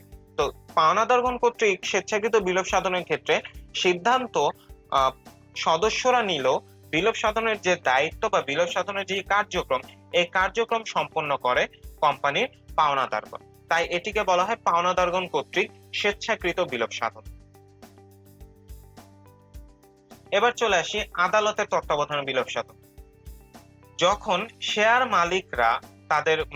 মালিকরা একটি কোম্পানির বিলোপ সাধন চায়, কিন্তু বিলোপ সাধনের দায়িত্ব আদালতকে দেওয়া হয়, সেক্ষেত্রে সেটিকে বলা হয় আদালতের তত্ত্বাবধানে বিলোপ সাধন। অর্থাৎ আদালতের তত্ত্বাবধানে বিলোপ সাধনের ক্ষেত্রে বিলোপ সাধন শেয়ার মালিকরা চাইলেও বিলোপ সাধনের দায়িত্ব দেওয়া হয় আদালতকে। এবং আদালতের তত্ত্বাবধানে বিলোপ সাধন হওয়ার কিছু কারণ হলো শেয়ার মালিকদের প্রতারণা। অর্থাৎ শেয়ার মালিকরা যদি কোনো প্রতারণা করে থাকে, শেয়ার মালিকদের মধ্যে প্রতারণা থাকে, বা পরিচালকদের ক্ষেত্রে যদি কোনো প্রতারণা থাকে, সেই ক্ষেত্রে বিলোপ সাধন ঘটতে পারে। এরপর কোম্পানি যদি নিয়ম অনুসরণে ব্যর্থ হয়, সেই ক্ষেত্রে বিলোপ সাধন ঘটতে পারে। কোম্পানির মধ্যে যদি অনিয়ম থাকে, অর্থাৎ পরিচালকরা যদি কোনো অনিয়ম করে বা তারা পক্ষপাতিত্ব করে, সেক্ষেত্রেও আদালতের তত্ত্বাবধানে বিলোপ সাধন ঘটতে পারে। অর্থাৎ এমনি এই বিষয়গুলো থাকলে আদালতের তত্ত্বাবধানে বিলোপ সাধন ঘটে। এবার আমরা আমাদের আজকের এই লেকচারটি শেষ করলাম। তো এখন আমরা বিগত বছরগুলোতে ভর্তি পরীক্ষার কিছু প্রশ্ন সলভ করব। তো চলো প্রশ্নগুলো দেখে নিই। বরাবরের মতোই আমরা প্রশ্নের উত্তরগুলো মানে বিগত বছরের যেই ভর্তি পরীক্ষার প্রশ্নগুলো সেগুলো সলভ করব এবং প্রয়োজনে আলোচনাও করব। তো প্রথম প্রশ্ন, প্রাইভেট লিমিটেড কোম্পানির সর্বোচ্চ সদস্য সংখ্যা কতজন? এবং অপশনগুলো হচ্ছে option A 20, option B 50, option C 7 এবং অপশন ডি হচ্ছে অসীম। প্রাইভেট লিমিটেড কোম্পানির সর্বোচ্চ সদস্য সংখ্যা কত? তোমাদের অনেকেরই এটা জানার কথা, যেহেতু এই বিষয়ে আমরা কয়েকবার আজকের লেকচারে বলেছি। এবং হ্যাঁ, প্রাইভেট লিমিটেড কোম্পানির সর্বোচ্চ সদস্য সংখ্যা হচ্ছে 50 জন, সর্বনিম্ন 2 জন, সর্বোচ্চ 50 জন। এবং তাই এই এমসিকিউ এর অ্যান্সার হচ্ছে বি, অর্থাৎ 50 জন। এবার চলে আসি, নিচের কোনটি সংবিধিবদ্ধ কোম্পানি নয়? তো চলো দেখে নেই যে নিচের কোনটি সংবিধিবদ্ধ কোম্পানি নয়। জীবন বীমা কর্পোরেশন, টিসিবি, ওয়াসা এবং পূবালী ব্যাংক লিমিটেড। এখানে সংবিধিবদ্ধ কোম্পানি নয় হচ্ছে পূবালী ব্যাংক লিমিটেড, কারণ আমরা জানি জীবন বীমা কর্পোরেশন, টিসিবি, ওয়াসা এগুলো সবই বিশেষ আদেশ বা বিশেষ অধ্যাদেশ বলে গঠিত। বিধিবদ্ধ কোম্পানি বা সংবিধিবদ্ধ কোম্পানি বলতে আমরা জানি দেশের আইনসভা, দেশের সংসদে বিশেষ বিল বা বিশেষ অধ্যাদেশের মাধ্যমে গঠিত কোম্পানিকে আমরা বিধিবদ্ধ বা সংবিধিবদ্ধ কোম্পানি বলি। জীবন বীমা কর্পোরেশন, টিসিবি, ওয়াসা এই তিনটি প্রতিষ্ঠানই সংবিধিবদ্ধ কোম্পানি, কিন্তু পূবালী ব্যাংক লিমিটেড সংবিধিবদ্ধ কোম্পানি নয়। তাই এই এমসিকিউ এর অ্যান্সার হয়েছে ডি, অর্থাৎ পূবালী ব্যাংক লিমিটেড। 3 নম্বর প্রশ্ন হচ্ছে, কোনটি স্মারকলিপির একটি উপাদান? চলো দেখে নিই। অপশন এ কোম্পানির উদ্দেশ্য, বি শেয়ার হোল্ডারদের অধিকার, সি লভ্যাংশ ঘোষণা পদ্ধতি এবং ডি পরিচালক নির্বাচন। আশা করি তোমরা সবাই এটা সঠিক উত্তর জানো। এটা সঠিক উত্তর হচ্ছে এ, কোম্পানির উদ্দেশ্য। আমরা জানি স্মারকলিপির 6টি ধারা রয়েছে এবং সেই 6টি ধারার মধ্যে উদ্দেশ্য ধারা হচ্ছে একটি ধারা। তো স্মারকলিপির উপাদান কোম্পানির উদ্দেশ্য, কিন্তু শেয়ার হোল্ডারদের অধিকার, লভ্যাংশ ঘোষণা পদ্ধতি, পরিচালক নির্বাচন এই 3টি উপাদান আমরা স্মারকলিপিতে দেখি না। স্মারকলিপিতে আমরা দেখি নাম ধারা, উদ্দেশ্য ধারা, অবস্থান ও ঠিকানা ধারা, সম্মতি ধারা, মূলধন ধারা এবং দায় ধারা। এই 6টি ধারা আমরা দেখে থাকি। তো যেহেতু উদ্দেশ্য ধারা নামে একটি ধারা রয়েছে, তো আমরা বলতে পারি কোম্পানির উদ্দেশ্য স্মারকলিপির একটি উপাদান, যে কারণে এখানে অ্যান্সার হচ্ছে এ। 4 নম্বর প্রশ্ন হচ্ছে, নিচের কোন দলিলটি একটি কোম্পানির অভ্যন্তরীণ ব্যবস্থাপনায় বেশি প্রয়োজন হয়? চলো দেখে নিই। বিবরণ পত্র, সরকারি আদেশ, পরিমেল নিয়মাবলী, পরিমেল বন্ধন। নিচের কোন দলিলটি একটি কোম্পানির অভ্যন্তরীণ ব্যবস্থায়, অর্থাৎ কোম্পানির অভ্যন্তরীণ ব্যবস্থায় নিচের কোনটি বেশি প্রয়োজন? এবং এখানে উত্তর হচ্ছে পরিমেল নিয়মাবলী। পরিমেল নিয়মাবলী কেন? আমরা জানি যে পরিমেল নিয়মাবলী একটি প্রতিষ্ঠানের, একটি কোম্পানির অভ্যন্তরীণ ব্যবস্থাপনার সকল নিয়ম নীতি পরিমেল নিয়মাবলীতে উল্লেখ করা থাকে, যেই কারণে নিচের এই 4টি দলিলের মধ্যে অভ্যন্তরীণ ব্যবস্থাপনায় বেশি প্রয়োজন হয় পরিমেল নিয়মাবলী। অর্থাৎ 4-এর উত্তর হচ্ছে সি, পরিমেল নিয়মাবলী। এবার চলে আসি, কোম্পানির 2টি বার্ষিক সাধারণ সভার মধ্যবর্তী সময়ের ব্যবধান মাসের বেশি হবে না। এখানে একটা গ্যাপ আছে। তো চলো আমরা এই গ্যাপটা ফিল আপ করি। এখানে অপশনগুলো আছে এ 12, বি 15, সি 18 এবং ডি হচ্ছে 6। আশা করি তোমরা সবাই এটার উত্তর জানো। আমরা জানি কোম্পানির দুটি বার্ষিক সাধারণ সভার মধ্যবর্তী যে ব্যবধান তা অবশ্যই 15 মাসের বেশি হবে না। অর্থাৎ 5 নম্বর এমসিকিউর উত্তর হচ্ছে বি। কোম্পানির দুটি বার্ষিক সাধারণ সময়ের মধ্যবর্তী যে ব্যবধান তা অবশ্যই 15 মাসের বেশি হবে না। যদিও নিবন্ধন পাওয়ার পর প্রথম বার্ষিক সাধারণ সভা আয়োজন করার জন্য 18 মাস সময় থাকে, কিন্তু এরপরও দুটি বার্ষিক সাধারণ সভার মধ্যকার যে ব্যবধান তা কখনোই 15 মাসের বেশি হবে না। 6 নম্বর এমসিকিউ হচ্ছে একটি পাবলিক লিমিটেড কোম্পানির পরিচালনা পর্ষদে সর্বনিম্ন ড্যাশ জন পরিচালক থাকতে হয়। অপশন এ 2 জন, অপশন বি 3 জন, অপশন সি 4 জন, অপশন ডি 5 জন এবং অপশন ই 7 জন। একটি পাবলিক লিমিটেড কোম্পানির পরিচালনা পর্ষদে সর্বনিম্ন কতজন পরিচালক থাকতে হয়? আমরা জানি একটি পাবলিক লিমিটেড কোম্পানির পরিচালনা পর্ষদে সর্বনিম্ন পরিচালক থাকতে হয় 3 জন। সর্বনিম্ন 3 জন পরিচালক থাকতে হয় পাবলিক লিমিটেড কোম্পানির জন্য এবং প্রাইভেট লিমিটেড কোম্পানির জন্য থাকতে হয় সর্বনিম্ন 2 জন পরিচালক। অর্থাৎ এখানে যেহেতু 6 নম্বর প্রশ্নে বলা আছে একটি পাবলিক লিমিটেড কোম্পানির পরিচালনা পর্ষদে সর্বনিম্ন কতজন পরিচালক থাকতে হয়, আমরা জানি পাবলিক লিমিটেড কোম্পানির পরিচালনা পর্ষদে সর্বনিম্ন 3 জন পরিচালক থাকতে হয়। এবার চলে আসি 7 নম্বর প্রশ্নে। একটি পাবলিক লিমিটেড কোম্পানির ক্ষেত্রে সবচেয়ে গুরুত্বপূর্ণ দলিল হলো। একটি পাবলিক লিমিটেড কোম্পানির ক্ষেত্রে সবচেয়ে গুরুত্বপূর্ণ দলিল হলো, অপশনগুলো দেখে নেই, বিবরণপত্র, পরিমেল নিয়মাবলী, বার্ষিক বিবরণী, পরিমেল বন্ধ, কার্যারম্ভের অনুমতিপত্র। তোমরা একটু চিন্তা করো তো এটার উত্তর কি হবে। তোমরা এখন ভিডিওটি একটু পজ করো, পজ করে চিন্তা করো, সঠিক উত্তরটা কোথাও লিখে ফেলো, দেন আমি এখনই কারেক্ট অ্যান্সারটা বলে দেব এবং দেখো যে তোমাদের অ্যান্সারটা কি সঠিক হয়েছে না ভুল হয়েছে। তো এখন পজ করো এবং আমি এখনই অ্যান্সারটা বলে দিই। এবং 7 নম্বর এমসিকিউ অর্থাৎ একটি পাবলিক লিমিটেড কোম্পানির ক্ষেত্রে সবচেয়ে গুরুত্বপূর্ণ দলিল হলো, এই এমসিকিউ এর উত্তর হচ্ছে ডি, পরিমেল বন্ধ। পরিমেল বন্ধ স্মারকলিপির আরো একটি নাম। আমরা জানি স্মারকলিপির দুটি নাম রয়েছে, একটি নাম হচ্ছে সংঘ স্মারক এবং আরেকটি হচ্ছে পরিমেল বন্ধ। এখন তোমাদের মাথায় প্রশ্ন আসতে পারে যে এখানে কার্যারম্ভের অনুমতিপত্র হবে না কেন? আমাদের মাথায় রাখতে হবে পাবলিক লিমিটেড কোম্পানি হোক বা প্রাইভেট লিমিটেড কোম্পানি হোক, কোম্পানির সবচেয়ে গুরুত্বপূর্ণ দলিল সবসময় পরিমেল বন্ধ বা স্মারকলিপি বা সংঘ স্মারক। একটারই তিনটা নাম। অর্থাৎ একটি কোম্পানি, আমরা পড়েছি যে একটি কোম্পানির সবচেয়ে গুরুত্বপূর্ণ দলিল হচ্ছে স্মারকলিপি। সুতরাং সবচেয়ে গুরুত্বপূর্ণ দলিল যদি বলা থাকে উত্তর হবে স্মারকলিপি।